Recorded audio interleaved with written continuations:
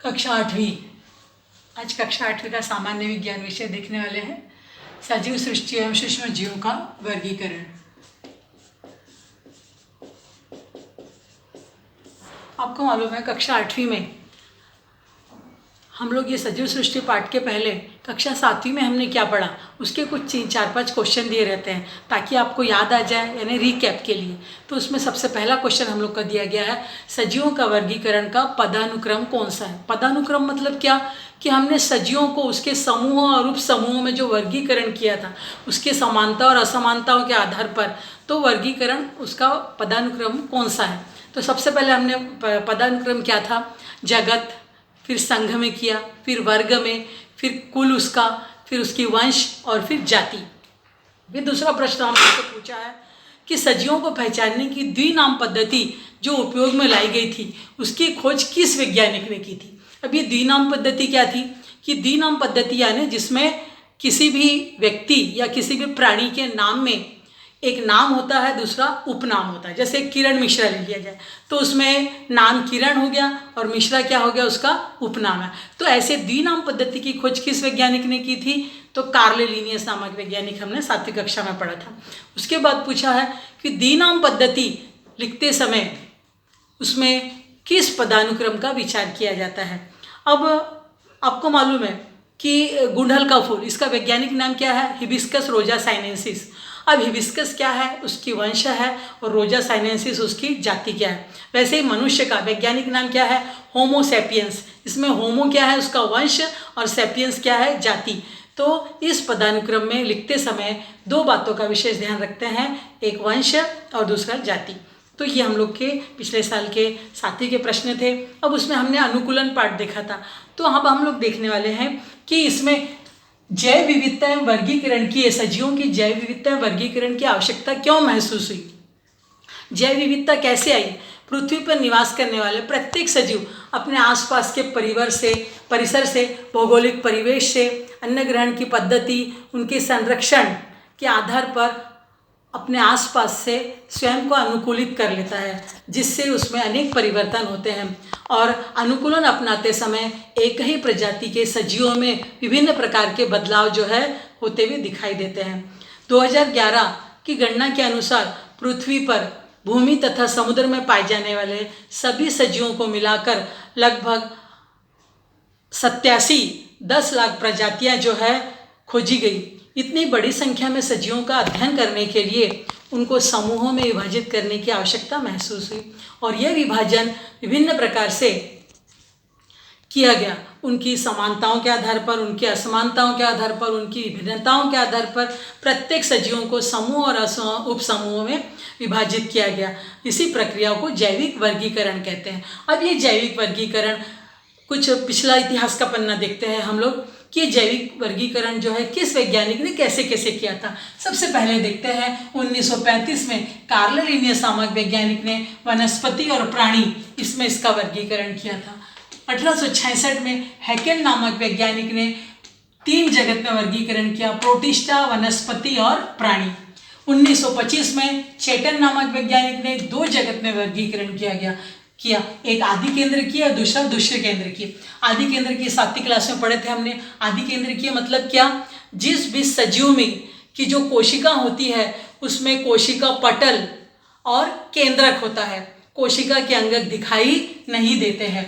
उसी प्रकार दृश्य केंद्र की, जिसमें कोशिका पटल, कोशिका द्रव्य के साथ कोशिका अंगक भी दिखाई देते हैं, उसको कहते हैं दृश्य केंद्र की। 1938 में कोपलैंड नामक वैज्ञानिक ने 4 जगत में वर्गीकरण किया था, एक मोनेरा, फिर प्रोटिस्टा, वनस्पति और प्राणी। उसी प्रकार 1969 में रॉबर्ट हार्डिंग विटाकर ने 5 जगत में वर्गीकरण किया, मोनेरा, प्रोटिस्टा, कवक, वनस्पति और प्राणी। तो ये वर्गीकरण के लिए विटाकर ने किन मापदंडों का उपयोग किया उस पर हम लोग विचार करेंगे। तो ये जो है रॉबर्ट हार्डिंग विटाकर की, इसको कहते हैं 5 जगत वर्गीकरण पद्धति।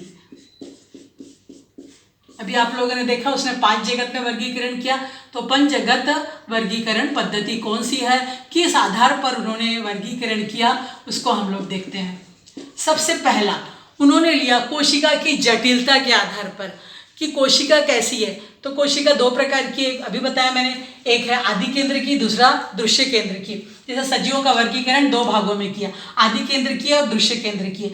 यानी जिस कोशिका में केंद्रक, कोशिका पटल, कोशिका द्रव्य और केंद्रक पाए जाते हैं केवल। और दृश्य केंद्र की जिसमें कोशिका पटल, केंद्रक और कोशिका के अंग, जैसे राइबोसोम्स देखा था हमने, केंद्रक देखा था, तंतुकणिका देखा था, हरित लवक देखा था, वो सब कोशिका के अंग पाए जाते हैं, उसको दृश्य केंद्र की कहते हैं। फिर दूसरा उन्होंने देखा सजीवों के प्रकार के आधार पर। सजीवों के दो प्रकार होते हैं, एक कोशीय और दूसरा बहुकोशीय। जो सजीव एक कोशिका से बना होता है एक कोशिकीय, और जिन सजीवों में अनेक कोशिकाएं पाई जाती है सारी जीवन प्रक्रिया करने के लिए, उसको बहुकोशिकीय। तीसरा देखा था पोषण के प्रकार के आधार पर। पोषण के प्रकार के आधार पर मतलब वो परजीवी है कि उपजीवी है, कैसे, यानी वनस्पति है, प्राणी है, क्या है। तो पहला वो क्या है, भोजन उनका मतलब वो कवक है, तो कैसे रहेंगे, परपोषी रहेंगे। जो वनस्पति है तो स्वयं पोषी रहेगी, अपना भोजन स्वयं बनाते हैं। और प्राणी है तो ये क्या रहेंगे, परपोषी, यानी दूसरे के ऊपर निर्भर रहेंगे। ऐसे कवक, वनस्पति और प्राणियों में उन्होंने पोषण के प्रकार के आधार पर। अब जीवन शैली, उनकी जीवन शैली कैसी है।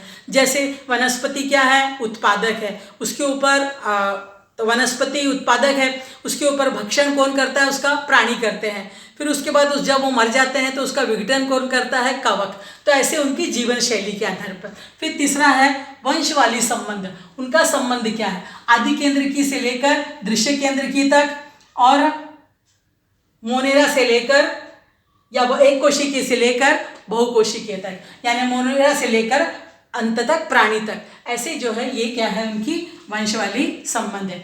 अब हम लोगों का यहाँ पर समझ गया सजीव का आदि, दृश्य केंद्र की, आदि केंद्र की में एक कोशिकीय सजीव आते हैं, एक कोशिकीय में मोनेरा आता है। उसके बाद दृश्य केंद्र की में एक कोशिकीय और बहुकोशिकीय दो प्रकार। एक कोशिकीय में आते हैं प्रोटिस्टा यानी अमीबा, पैरामीशियम। बहुकोशिकीय में आते हैं कवक, वनस्पति और प्राणी। अब हम लोग देख रहे हैं आदि केंद्र की में सबसे पहले मोनेरा, मोनेरा जाति। अब मोनेरा की विशेषता क्या है, मोनेरा जाति के प्राणियों की क्या विशेषता। यदि हम लोग सूक्ष्मदर्शी में, जब हम लोग के पास सूक्ष्मदर्शी आएगी तब हम लोग देखेंगे, दही या छाछ की बूंद में थोड़ा सा पानी मिला लेंगे और उसको कांच की पट्टी के ऊपर डालकर सूक्ष्मदर्शी के अंदर देखेंगे तो हमको विभिन्न प्रकार के जीवाणु जो है चलते हुए दिखाई देंगे। तो दही के अंदर जो पाए जाते हैं कुछ ऐसे गोलाकार जीवाणु पाए जाते हैं। तो दही में जो जीवाणु पाए जाते हैं उसको क्या कहते हैं, लैक्टोबैसिलाई।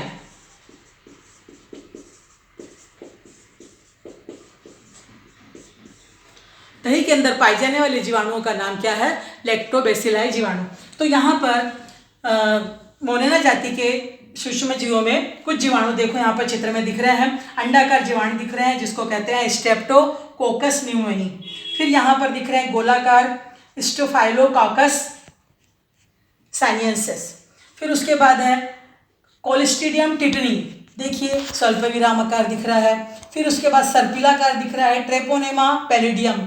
फिर उसी प्रकार वाइब्रियो कोलेरी जिसमें चलने के लिए उसमें कशाभिकाएँ हैं। फिर यहाँ पर बहुत सारी चलने के लिए कशाभिकाएँ है, साल्मोनेला टाइफी। उसी प्रकार यहाँ पर देखिए श्रृंखला के रूप में अंडाकार है क्लोस्ट्रीडियम बोटियोलिनस और ये दंडाकार है लेजियोनेला निमोनी। ये है कुछ विभिन्न प्रकार के जीवाणु। तो मोनेरा जाति में कौन कौन आते हैं, ये उदाहरण के लिए ये सारे जीवाणु इनके नाम आ जाएंगे।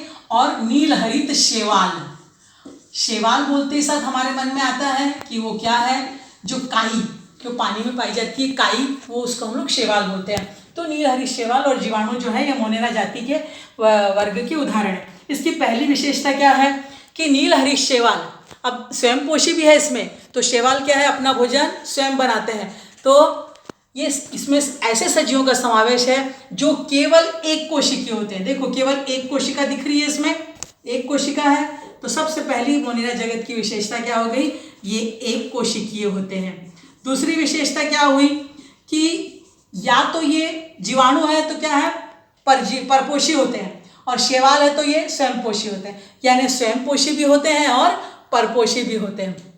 दूसरा क्या है, तीसरा क्या है कि ये आदि केंद्रकीय कोशिका होती है। देखो मोनेरा जाति किसमें है, आदि केंद्रकीय में, तो ये केवल आदि केंद्रकीय कोशिका होते हैं, यानी इसमें केवल आवरण में केंद्रक और कोशिका द्रव्य ही पाया जाता है। देखो दिख रहा है यहाँ पे, केवल आवरण पाया जाता है और एक केवल केंद्रक इसमें पाया जाता है। कितना मिनट